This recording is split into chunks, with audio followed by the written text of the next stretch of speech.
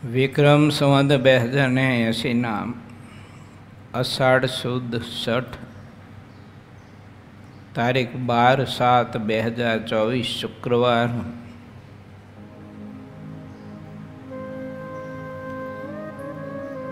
વાલા ભક્તો,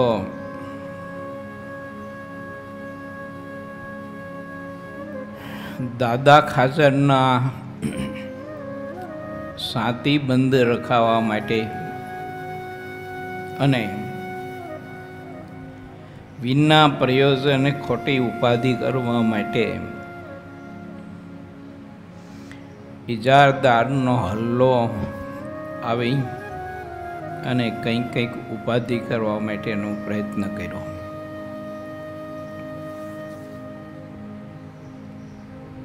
વિશલ ગઢવીએ ભગવાન શ્રી હરિની પાસે ઘણી બધી વાતો કરી, સંતોષ કરી. આપણે સૌ કોઈને પવિત્ર સંદેશો આ પ્રસંગથી આપે છે કે કોઈનું જીવન સંઘર્ષ વગરનું છે નહીં. જ્યાં સંઘર્ષ નથી ત્યાં જીવન નથી, ત્યાં જીવન છે ત્યાં સંઘર્ષ છે. પરંતુ એ સંઘર્ષનો પણ ઈલાજ તો હોઈ શકે. દુઃખ આવ્યું તો દુઃખ દૂર કરવાનો ઈલાજ હોઈ શકે. કઈ પ્રકારનું દુઃખ આવ્યું અને કઈ પ્રકારનો સંઘર્ષ સામે આવીને ઊભો છે, એ પ્રમાણે એનો ઈલાજ હોઈ શકે. અને સર્વશ્રેષ્ઠ ઈલાજ મોટામાં મોટો જો હોય તો કોઈ પણ એવી દુઃખદ પરિસ્થિતિમાં પરમાત્માનો આશ્રય લઈને પરમાત્માની ભક્તિ કરવી, ભગવાનની મૂર્તિનું ધ્યાન ભજન કરવું, અનુષ્ઠાનો કરવા, આ શ્રેષ્ઠમાં શ્રેષ્ઠ ઉપાય છે. ચોક્કસ ને ચોક્કસ પરમાત્મા તે ભક્તને મદદ કરતા હોય છે. મહારાજે અમદાવાદના પ્રતના જેતલપુરના 5મા વચનામૃતમાં બતાવ્યું છે. અમે જે વર્તમાન તમને બતાવ્યા છે એમાં રૂઢી રીતે રહીને જો ભક્તિ કરશો તો મહારાજ કે ગમે તેવું દુઃખ આવી પડશે અને 7 દગાડી જેવું કષ્ટ આવશે તો પણ તે કષ્ટ થકી રક્ષાના કરનારા અમે છીએ. અને આ જગતમાં, આ ધરતી ઉપર મહારાજ કે અમે ધારીએ ને તેમ થાય છે. જે સંકલ્પ કરીએ સિદ્ધ થાય છે. અહીં વરસાદ થાવો તો ત્યાં થાય છે, અહીં ન થાવો તો નથી થતો. આને દીકરો આવો તો દીકરો આવે છે, આને દીકરા ન થાવ તો એને દીકરા નથી થતા. આ વગેરે વગેરે વાત મહારાજે વિસ્તારથી કરી.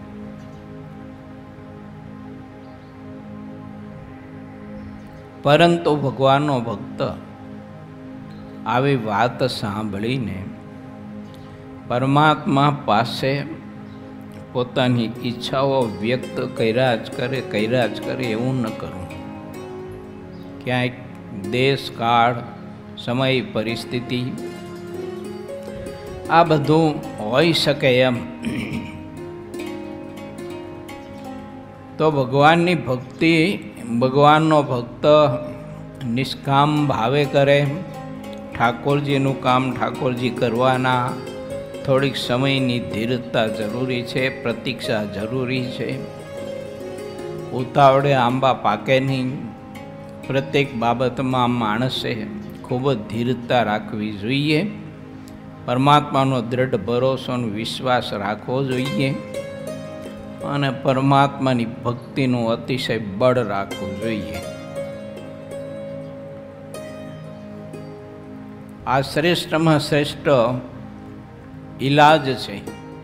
કોઈ દુઃખ સંઘર્ષ કાંઈ આપત્તિ, કોઈ આકસ્મિક કારણો આવા બધા આવીને ઊભા હોય ત્યારે માણસે કોઈ દિવસ નિરુત્સાહી ન થવું, હિંમત ન હારવી. સંતોએ લખ્યું છે નિષ્કળાનંદ સ્વામીએ, હિંમત હૈયે ન હારવી, માંડું રહેવું મોવા લગણું. કોળ લજાયું કેસરીએ, જે મુખે ખાવા લાગ્યો ઘાસ. સ્વામી કેવું ના કરવું, હિંમત હૈયે ન હારવી અને માંડું રહેવું મોવા લગણ. કોળ લજાયું કેસરીએ, જે મુખે ખાવા લાગ્યો ઘાસ. એમ વિપત્તિમાં દુઃખમાં બીજે ત્રીજી હળિયાપટ્ટીઓ ખોટી કરવી નહીં અને બીજે શ્રદ્ધા આપણી જોડવી નહીં અને પરમાત્મામાંથી શ્રદ્ધાને તૂટવા ન દેવી. ગમે તેવું ભારે દુઃખ આવી પડે તો વિચારવું કે પરમાત્મા જેમ જેમ દુઃખ આપશે તેમ મને વધુ વશ થશે. એમ મહારાજે બળી રાજાનું દૃષ્ટાંત આપીને આપણને સમજાવી છે વાત કે જેમ જેમ ભગવાન દુઃખ આપશે, કસોટી કરશે, તેમ તેમ ભગવાન મને વધુ વશ થશે. આવી સમજણ ભગવાનના ભક્તને રાખી અને પરમાત્માની ભક્તિ જે તે અવસ્થામાં, જે તે પરિસ્થિતિમાં અખંડ કર્યા કરવી જોઈએ.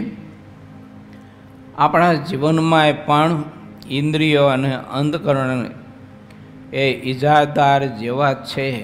એ વારંવાર આ જીવ ઉપર હલ્લો કર્યા કરે, વારંવાર હલ્લો કર્યા કરે.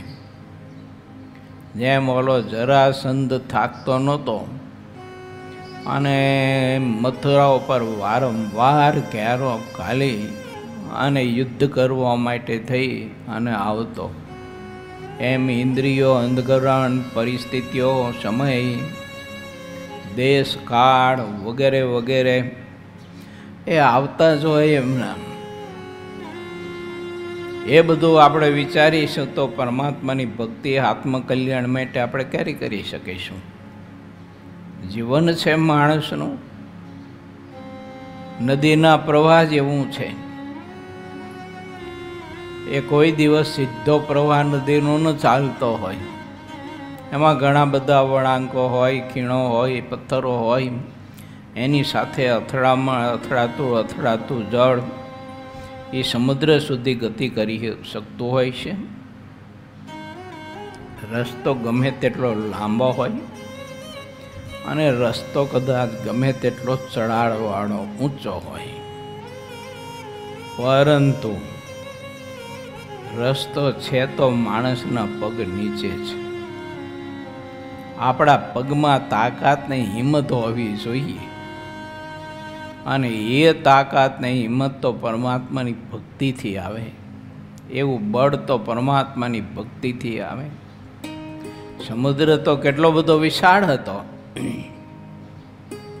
પણ ભગવાનનો આશ્રય હતો અને પરમાત્માની ભક્તિ હતી. તો હનુમાનજી મહારાજમાં એવી તાકાત આવી કે એક છલાંગ મારી 400 યોજનનો સમુદ્ર કૂદી ગયા.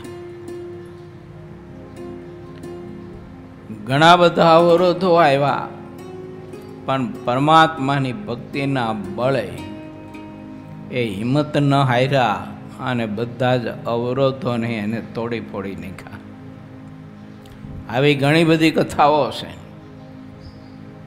વચમાં લંકીની આવી, ના આવ્યું, તે આવ્યું, બધું ઘણું બધું થયું.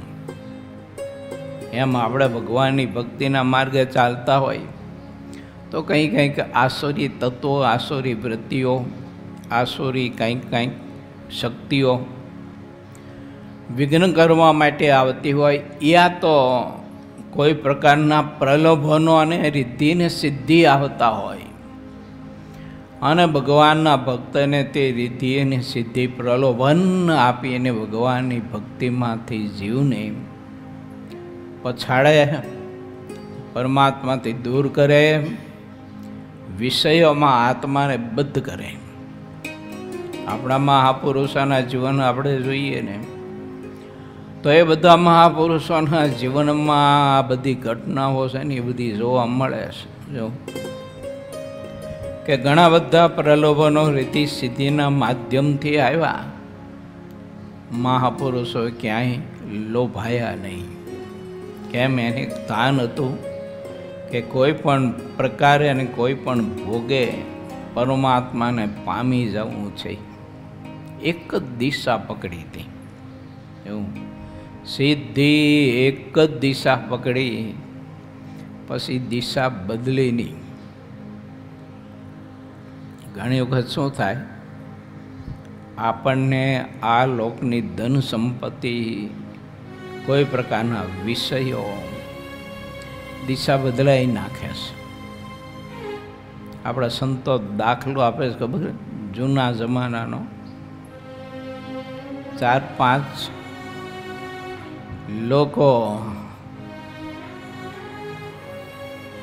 લોકાએ જાતા હતા કાંઈ. આવી વર્ષા ઋતુ હતી અને ઘોડા ઉપર બેસીને જતા હતા. પહેલાં તો સાધન બધા એવા હતા ને કે ઘોડા ઉપર બેસીને જવાનું, બહુ દૂર જવાનું હતું. રસ્તો કાપતા કાપતા કાપતા બધાને વ્યસન બહુ હતું. ભૂંગળીયું જડદા બહુ પીતા, એનો એવો કેફ ચડે, એવો કેફ ચડે. એ કેફની મસ્તીમાં પોતે જીવન જીવતા.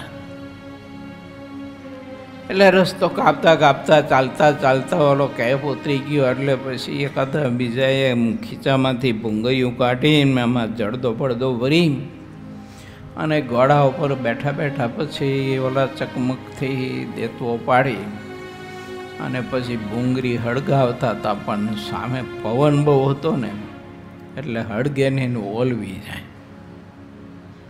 એટલે પછી શું કર્યું એ લોકોએ, ઘોડાને છે ને આમાં અવડા ફેરવા મોટા એના.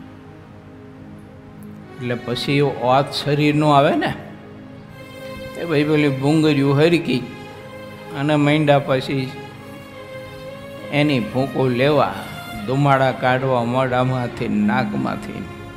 તાર હટો લીધી અને તારવામાં ખરેખર આમ કેફ જડી ગયો. અને પછી ઘોડા કર્યા હાલતા, તબડાવ્યા, તબડક તબડક તબડક કરતા કરતા ઘોડા દોડે અને ચલમો પીતા જાય બધા ભૂંગળીયું. એવું કેફમાં ને કેફમાં ખબર ન રહી. દોડતા દોડતા ઘોડા આવ્યા ગામના પાધરે.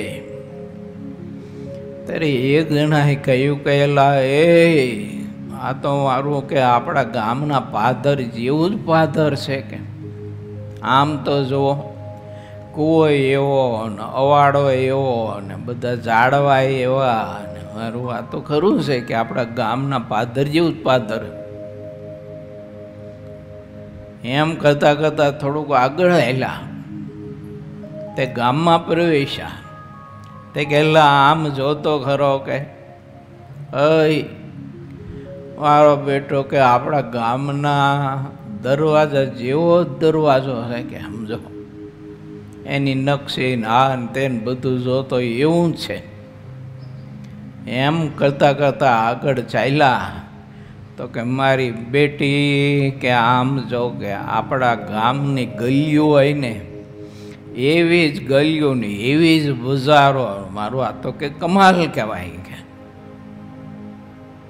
અને એથી થોડીક આગળ હાલ્યા અને ત્યાં એના ઘર મકાન આવ્યા તો કે આમ જો કે આ તો કે મારા મકાન જેવો જ મકાન ને એવી જ ખર્ચી. ત્યાં તો ખર્ચી ઉગાડી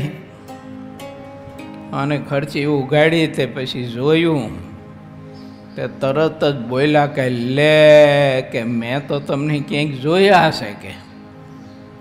હવે એના ઘરને ખર્ચી ઉગાડી હતી પણ ખરેખરો ઓલો કેપ ચડી ગયેલો ને એનો મીણો એવો ચડી ગયેલો ને પછી બોલ્યા એકાદા બીજા કે લે મારું બેટું આમ કેમ થયું કે એટલે આપણે તો ઘેર ને ઘેર પાછા આવ્યા. ત્યારે કે આપણે તો ન હિમજા પણ કે ઘોડાય ન હિમજા કે. આવું થાય જીવનમાં. દિશા આપણને કોઈ બતાવે અને એ દિશા પકડીએ તો મારું તમારું યથાસ્થાન આવી શકે. આપણે જે હેતુ માટે નીકળ્યા હોય ને તે હેતુ સિદ્ધ થાય. પરંતુ પંચ વિષયની આસક્તિના કેપમાં આ લોકોના કોઈ પણ વિષય સુખના કેપમાં, ધન સંપત્તિના કેપમાં માણસ પોતાની રીતે જો દિશા બદલાવી નાખે ને તો કેપ પછી સાચી દિશા તરફ એને કોઈ દિવસ ગતિ કરવા ન દે.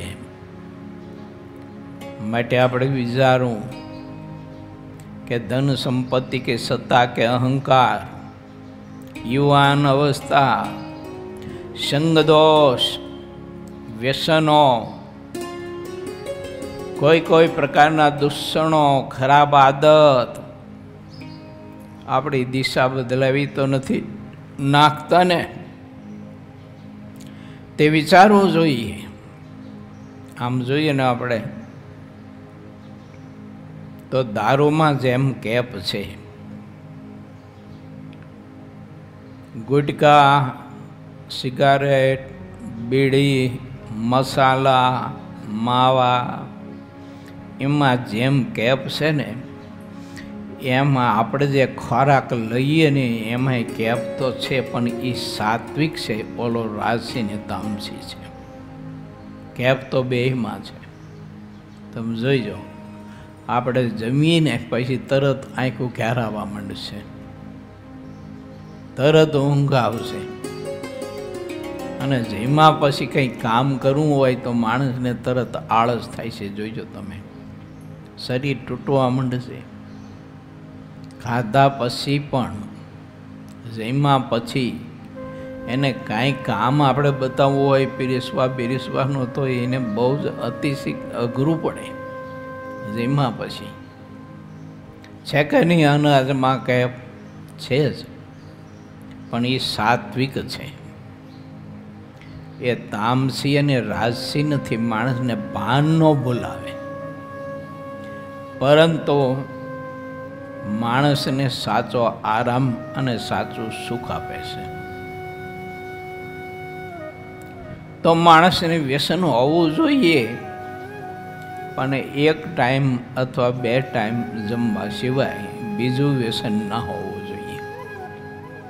નિંદ્રા હોવી જોઈએ, પણ નિંદ્રા કાંઈક અમુક સમય, અમુક કલાક, અમુક ઘડી સુધી એ નિંદ્રા હોવી જોઈએ. બાકી 9, 10 વાગ્યા સુધી માણસો પડ્યા રહેતા હોય, સવારે રાત્રે મોડે સુધી રખડપટ્ટી કરતા હોય, દારૂ બારું ઢાંસતા હોય, બહારનું ખાવા પીવાનું બધું ઢાંસતા હોય, ખાતા હોય. એટલે આ કોઠો છે.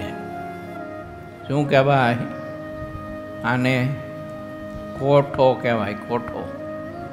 એટલે આ કોઠી નથી, તેમાં ગમે તે તમે નાખો અને ગમે તેટલું નાખો, ઠેઠ મોઢા સુધી ભરી દો, એ કોઠીમાં ચાલે, પણ ઠેઠ મોઢા સુધી ભરી દો એ કોઠામાં ન ચાલે, વિકૃતિ કરે.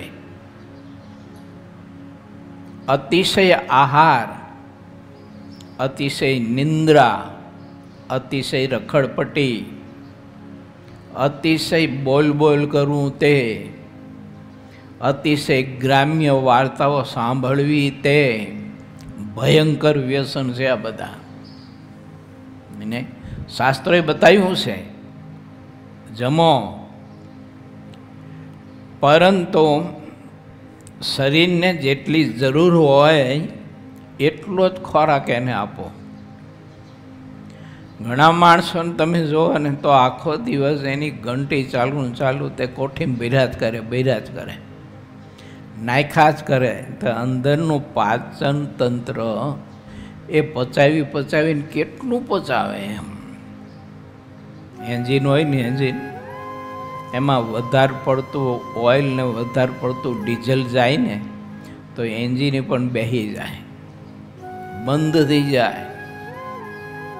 એમ શરીરની રચના પરમાત્માએ કરી છે તો એની આવશ્યકતા પૂરતો જ એને ખોરાક દેવાય, આવશ્યકતા પૂરતો જ એને આરામ દેવાય, આવશ્યકતા પૂરતું જ એને શ્રમ કરાય. ઘણી વખત લોકો ધન સંપત્તિ કમાવા માટે, વિષયો કમાવા માટે, વિષયો ભોગવવા માટે માણસ એટલી બધી મહેનત કરતો હોય છે. એના કારણે શરીરના અંદરના કોષ બધા ડેમેજ થતા હોય છે.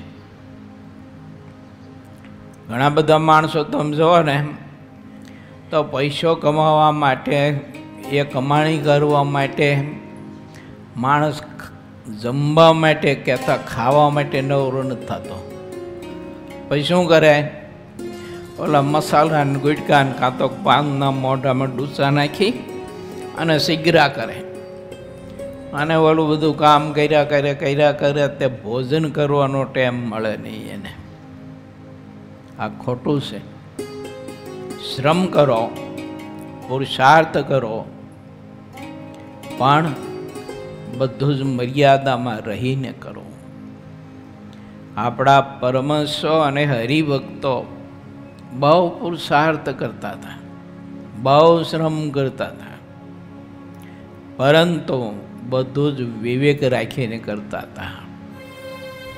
માટે ભોજન કરવું તે જરૂર હોય એટલું જ કરવું અને સાત્વિક ભોજન કરવું, તામસી નહીં.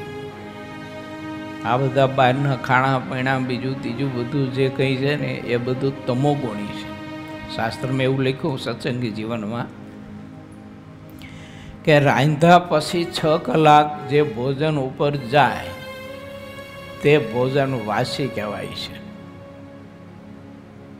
એ 6 કલાક ગયા પછી એ ભોજન વાસી, અને વાસી ભોજન જમે એટલે તમોગુણ અને રજોગુણ વધુ ને વધુ વૃદ્ધિ પામતા જાય. આળસ અને પ્રમાદતા વૃદ્ધિ પામે અને શરીર બગડી આખું જુદું પાછું. તો બહુધા તમે જો તો બહારના ખાણા પીણા જે હોય ને, હવે એ કેટલા દિવસે બનાવેલા હોય, ઓલા પડીકા ને બડીકા નથી આવતા, ઓલા વેફરના બધા આવે કંઈક બધું. હવે 15 મહિના પહેલાં તરેલા હોય. હવે જો એ કયા દિવસે બનાવ્યું હોય ને ક્યારે વેચાતું હોય ને, જે દુકાનવાળો લાવ્યો હોય એને વેચાતા 10-15 દિવસ વહી જતા હોય. આવી તો ઘણી બધી બાબતો છે. માટે તામસી આહાર અને તામસી નિંદ્રા અને તામસી આપણું વિચરણ કહેતા રખડપટ્ટી એ ન હોવી જોઈએ. બધું સાત્વિક હોવું જોઈએ. આવું બધું કેમ થાય છે? માણસ જાણે છે, બધી ખબર છે ને.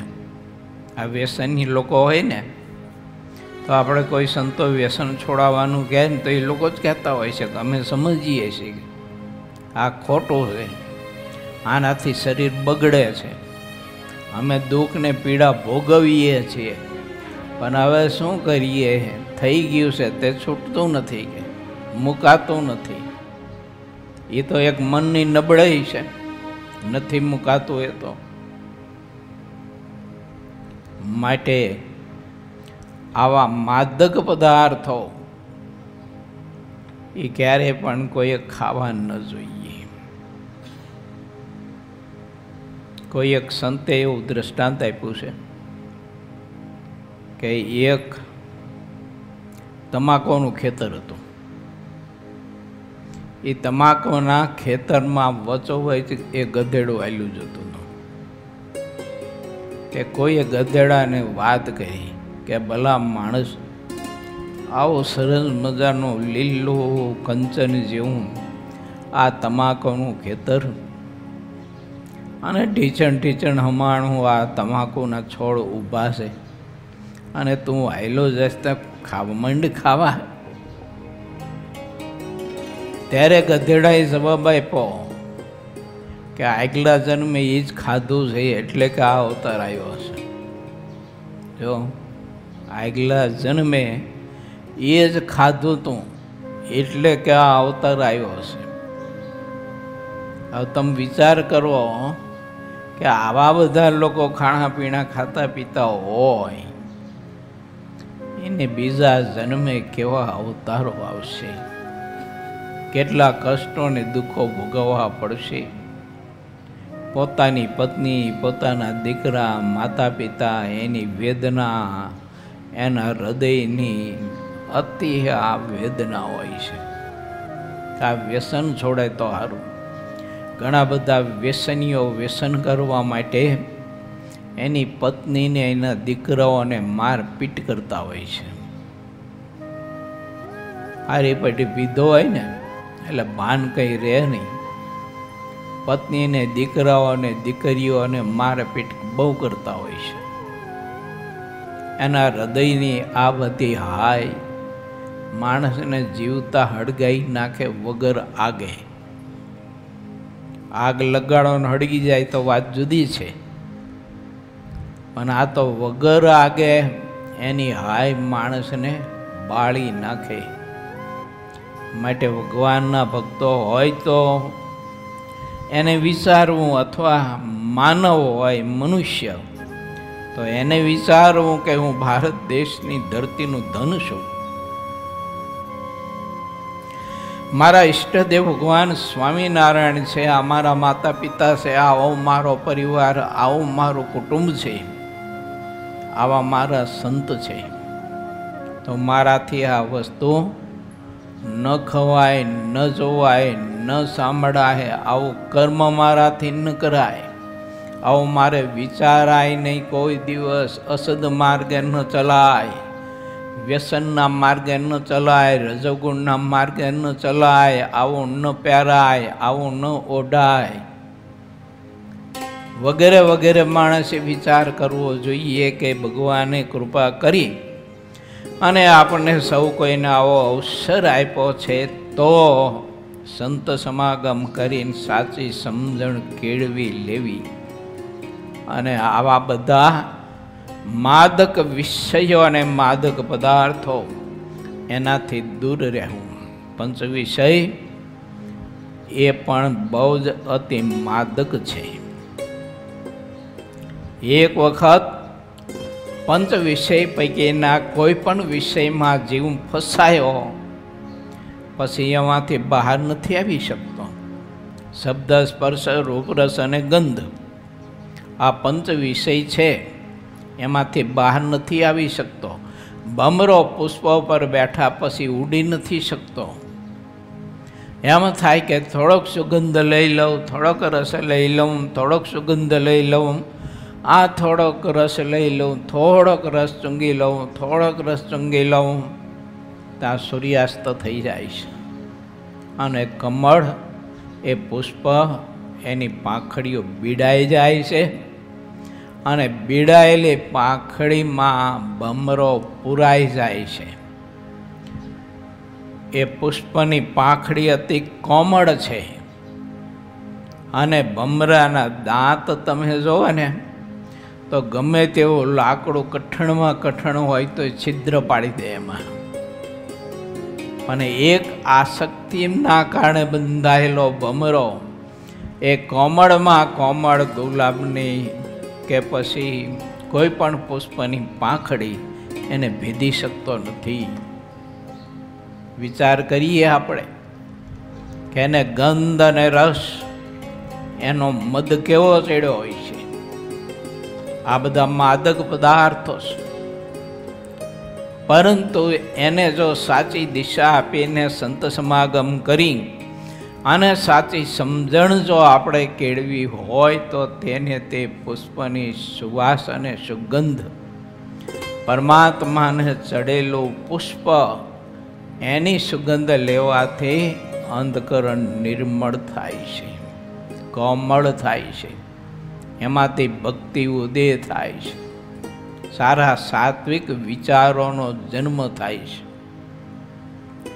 માટે ભગવાનના ભક્તિ વિચારવું કે વિષય રૂપી આ વ્યસનો એમાં જીવ અતિ બંધાય નહીં. એટલે ભગવાન સ્વામિનારાયણે પ્રથમ પ્રકરણના 8મા વચનામૃત ગ્રંથમાં બતાવ્યું છે કે શાસ્ત્રની મર્યાદાનું ઉલ્લંઘન કરીને ક્યારેય પણ વિષય ભોગવવા નહીં. તો શાસ્ત્ર ના પાડે છે આવું બધું ખાવા પીવાનું, પહેરવા ઓઢવાનું વગેરે વગેરે બધું શાસ્ત્ર ગ્રંથો ના પાડે છે. કેમ?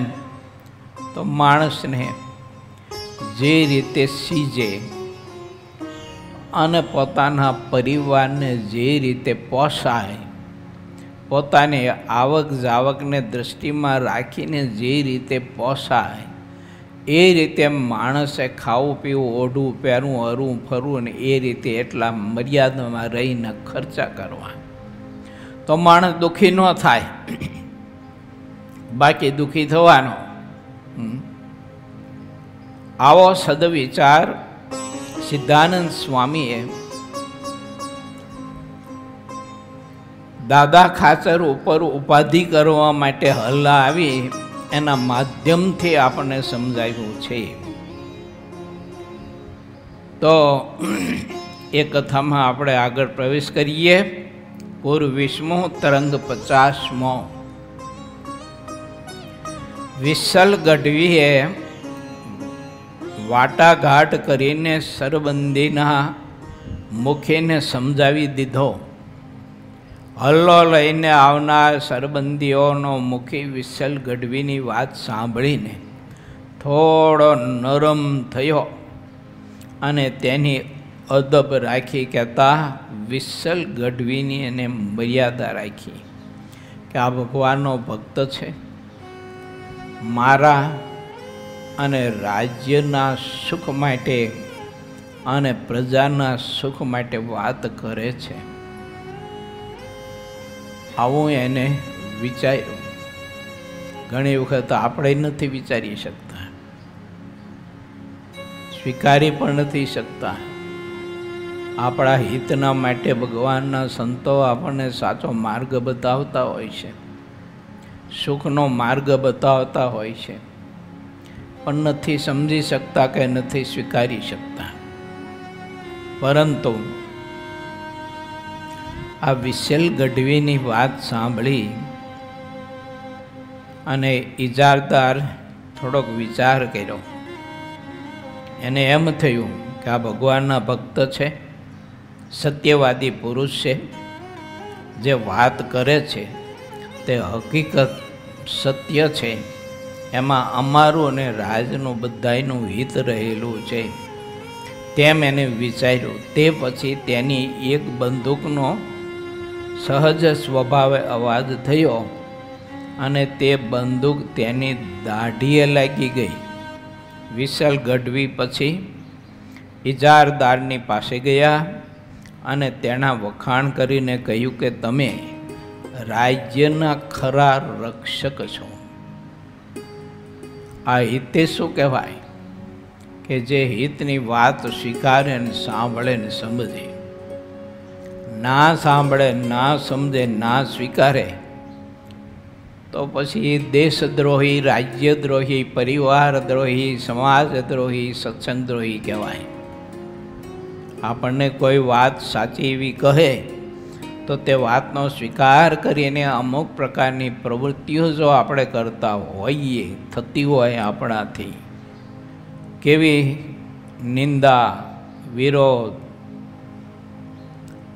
વિતંડાવાદ, ચારચક્ષુપણું, ખોટો સમય માણસ બગાડતો હોય અને એમાંથી પાછા વળી અને પરમાત્માની ભક્તિ, સંત સમાગમ કરવો, શાસ્ત્રનું અધ્યયન કરવું, આ વગેરે વગેરે સદવિચારો આપણે બતાવે તો તેનો સ્વીકાર કરવો પડે. એનાથી જ જીવનું હિત અને કલ્યાણ છે.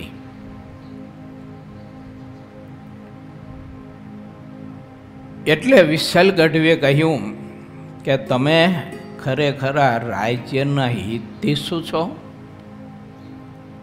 એમ કહી અને એને નવાજ્યા. પછી તો જેની પાસે જે ગરાસ રહ્યો હતો તેની રક્ષા કરવા માટે તેમણે રાજાને ગરાસ લખી દીધા. જે કંઈ થોડું ઘણું આપવું ઘટે તે બધું વિવેક સમજી અને લખી આપ્યું, એટલા માટે કે શાંતિથી જીવન જીવી શકાય. તેમાં પછીથી કોઈ જાતનું બીજું કોઈ વિઘ્ન ન આવે એવો તેમનો મુખ્ય આશય હતો, ગરાસ લખી દેવા માટેનો. પણ તે વાત અત્યારે દેખાતી નથી. જે રાજાનો વિશ્વાસ કર્યો તે રાજાઓ અત્યારે ગરાસદારોને ખૂબ જ દબાવે કહેતા, ખોટી રીતે પરેશાન કરતા હતા. રાજાના કારભારીઓ ખોટી રીતે ગ્રાસદારોને અને એની પ્રજાને વિના અપરાધે દુઃખી કરતા અને ખૂબ પીડા આપતા. બતાવ્યું આપણને કે પરમાત્માની કૃપાથી આપણને કોઈ અધિકાર મળે તો અધિકારના કેફમાં અને એ અધિકારના મદમાં નીચેનો જે કોઈ વર્ગ હોય તો કોઈ દિવસ એનું અંતર દુભાય એવી પ્રવૃત્તિ ના કરવી જોઈએ માણસે. નહીતર સમય જ્યારે આવે ત્યારે એ બધી કરેલી અનિષ્ટ પ્રવૃત્તિનું ફળ પોતે એકલાએ ભોગવવું પડતું હોય છે. ભગવાન કાંઈ આપણને અધિકાર આપે તો વિચારવું કે મારા ઠાકોરજીએ મારા ઉપર કેવી કૃપા કરી અને લોકોની સેવાનો મને અવકાશ આપ્યો પ્રભુએ. આ રીતે માણસે સૌડું વિચારી અને અધિકાર ઉપર રહી અને તે સમાજની સેવા જેટલી થાય એટલી કરવા માટેનો પ્રયત્ન કરવો જોઈએ. પરંતુ તે અધિકારના અભિમાનમાં કાંઈક લોકોને દુઃખી કરવા, પરેશાન કરવા, ધાક ધમકીઓ આપી એને દબાવવા, એની પાસેથી મન માનેલી ધન સંપત્તિ મેળવવી, એકાદા બીજામાં ખોટા ખટરાગ ઊભા કરી અને સંપમાં કુસંપ નાખવો, આ વગેરે વગેરે આવી બધી અધિકારના અભિમાનમાં કોઈ દિવસ માણસે પ્રવૃત્તિ ના કરવી જોઈએ. કરે તો બધું જ ભોગવવું પડે. મહાભારત આખું લખાણું જ આનાથી. જો તમે ક્યારેક વાંચજો ખરા મહાભારત. જે લોકો સમજતા નહોતા, ભગવાન કૃષ્ણ કે વિદુર જેવા સંત કે પ્રભુની વાત ના સમજ્યા, અને એ લોકોની કથા પણ ભગવાન વ્યાસજીએ લખી છે કે પદ ને અધિકાર અને સંપત્તિ એના અભિમાનમાં કરેલું કર્મ એનું પરિણામ મહાભારતના ભયંકર યુદ્ધમાં અને છેલ્લા દિવસે બહુ ભયંકર આવ્યું હતું. બહુ વિસ્તારથી લખાણું છે. જે લોકો ગરાસની ખટપટવાળી રીતને જાણતા હતા તેની પાસે તલવાર પણ ગરાસ નહીં હોવા છતાં ગરાસની ખટપટથી વગર ગરાસે મોટા સુખી હોય એવા થઈને બેઠા હતા. અને તેઓ અપાર ગરાસને ભોગવતા થઈ ગયા છે. તેથી જે મૂળભૂત એના સુખ માટેની જે વાત રહી હતી તે બધી ભૂલાઈ જવાની અને ખોટા પદ અધિકારના અભિમાનમાં માણસો પછી અંતે બહુ દુઃખી થયા. હવે આ સમય જુલમ કરવાનો રહ્યો નથી.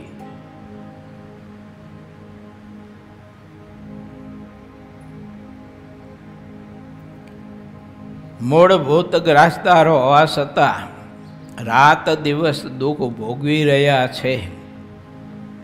આવું વર્તમાન કાળમાં ઘણું બધું જગતમાં દુનિયામાં જોવા મળતું હોય છે કે ભગવાને કાંઈક એને ધન સંપત્તિ અથવા સત્તા કંઈક પદ આપ્યું હોય અને એના અભિમાનમાં માણસે ન કરવાનું કર્મ કરીને ઘણા બધા લોકોની હાય લીધી હોય, એના હૃદય ડૂબ્યા હોય, એના અંતર ડૂબ્યા હોય, એવા લોકો ઘણી બધી પીડા ભોગવતા હોય છે.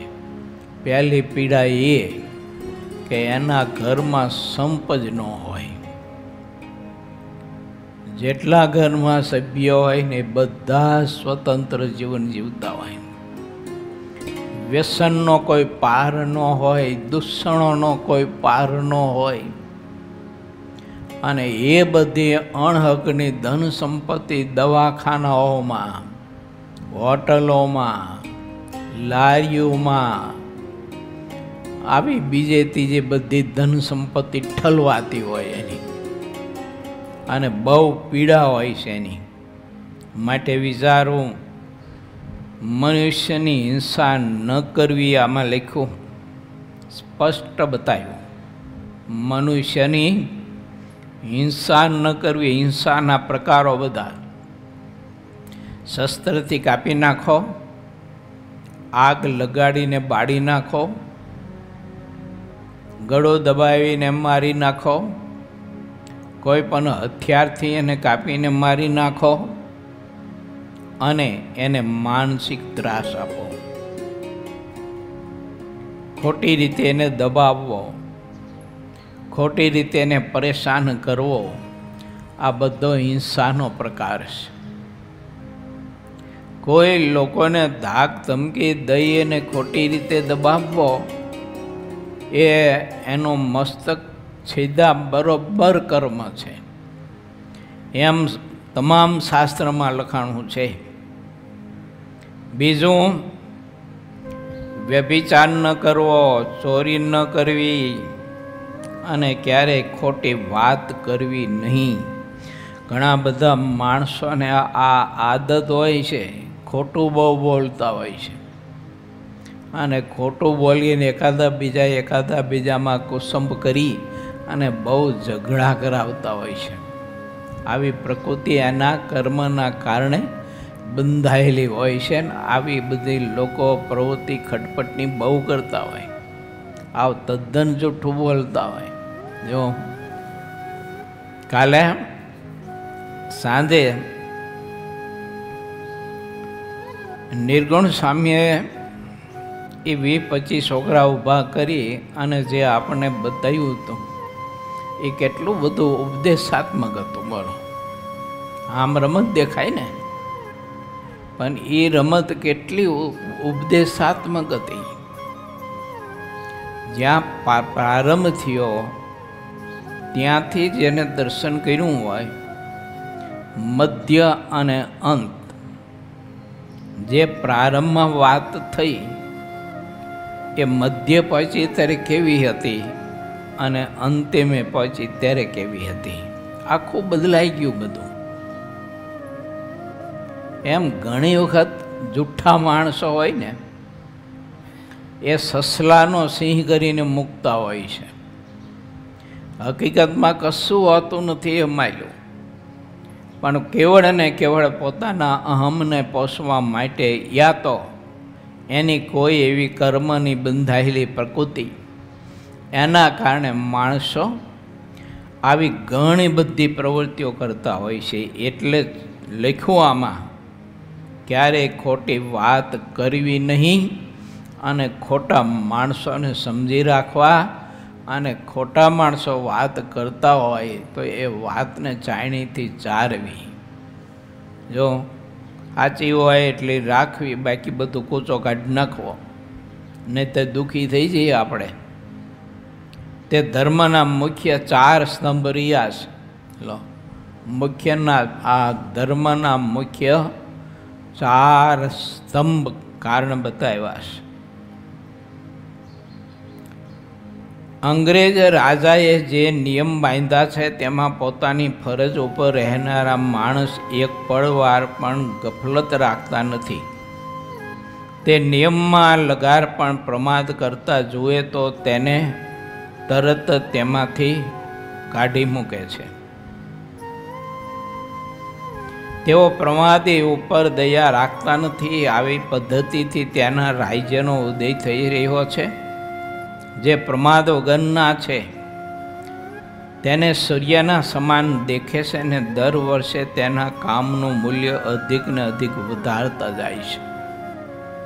જે લોકો કામમાં પ્રમાદ કરતા હોય છે તેનું મૂલ્યાંકન ઘટાડી દે છે. જેનામાં જેટલો પ્રમાદ છે તેમાં તેટલું પ્રત્યક્ષ રીતે અંધારું દેખે છે. ચાહે તેટલી મોહબ્બતવાળો હોય તો પણ પ્રમાદીને દેખીને તેનો ત્યાગ કરી દેશે. પ્રમાદી કેફી અને વ્યસની માણસ ચાહે તેવો બુદ્ધિવાળો હોય તો પણ તેને દૈવત વિનાનો સમજીને નોકરીમાંથી બહાર કાઢી મૂકે છે. ચાહે તેમ પગમાં આવીને પડે તો પણ તેની વિનંતીને કબૂલ રાખતા નથી. આટલી વાત કરીને કહ્યું કે જે ટોપીવાળા અંગ્રેજ છે તે દિવસે દિવસે બધી વાતમાં અધિક દેખાય છે. બીજા કોઈની આવી વાત દેખાતી નથી. આ દુનિયામાં જેટલા દૂતારાઓ હોય છે તેમને પણ શિક્ષા કરે છે. જે તોફાની અને દૂતારા મત છે તેને તેઓ વર્તન ઉપરથી પારખી લે છે. લોકો એવું બોલે છે કે નીતિવાળા રાજા દ્વારા પરમેશ્વર માનો અત્યારે સૌના ઉપર રાજ્ય કરી રહ્યા છે.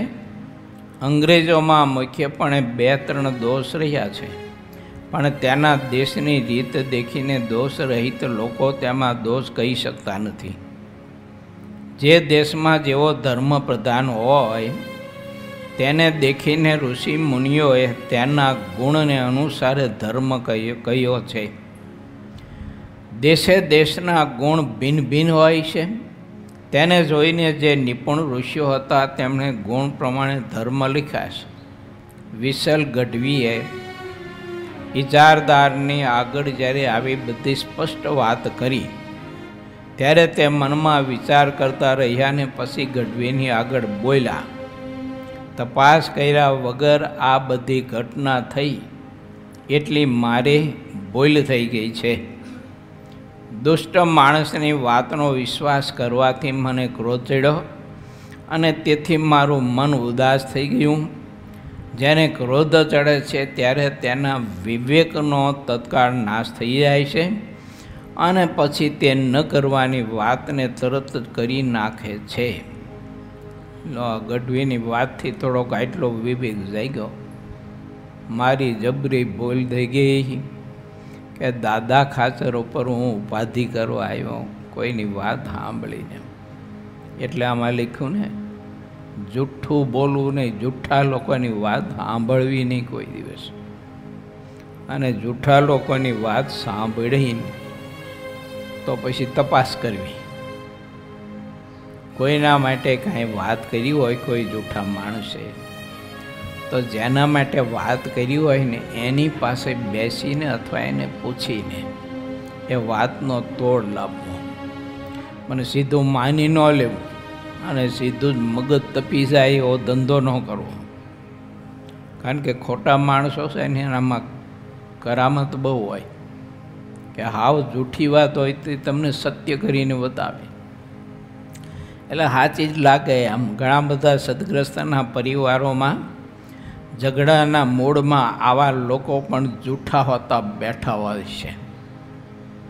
એ જૂઠા લોકો પરિવારમાં પતિ પત્નીમાં સાસુ વહુમાં કંઈક કંઈક ઝઘડા કરાવતા હોય છે ખોટા માણસો. આવી આદત બહુ હોય છે. અમુક નાના છોકરા તમે જુઓ ને તો એને પણ જૂઠું બોલવાની આદતો બહુ જબરી હોય છે. હા, બહુ જબરી જૂઠી બોલવાની આદત હોય છે અને એમ કરીને ઝઘડા ઊભા થતા હોય છે. માટે વિચારવું ભગવાનના ભક્તો જેને સુખી થવું છે એને બધાને.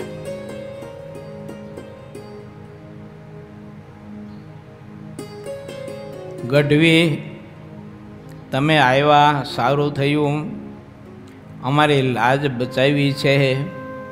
અત્યારે તમારા જેવો અમારો કોઈ હિતકારી નથી. જ્યાં વિરોધ નથી ત્યાં જે વિરોધ દેખાડે છે તે તો દુષ્ટ કહેવાય છે. દુષ્ટ માણસને સંપમાં સુખ દેખાતું નથી. સંપમાં તો દુષ્ટને દુઃખ જ દેખાય છે. અત્યારે આ ભૂમિ ઉપર સ્વામિનારાયણના જેવા બીજા કોઈ આવી સારી પ્રવૃત્તિ કરનારા મને દેખાતા નથી. દરબાર દાદા ખાચરના સા લેખા પણ અત્યારે તેમને બધા જ શ્રેષ્ઠ કરી દીધા છે. ભગવાન સ્વામિનારાયણનો પ્રતાપ છે. દાદા ખાચરનું નામ અત્યારે સમુદ્ર પર્યંત છવાઈ ગયું છે. તેણે જે સ્વામિનારાયણની સેવા કરી તેનું ફળ અત્યારે ઉદય પામ્યું છે.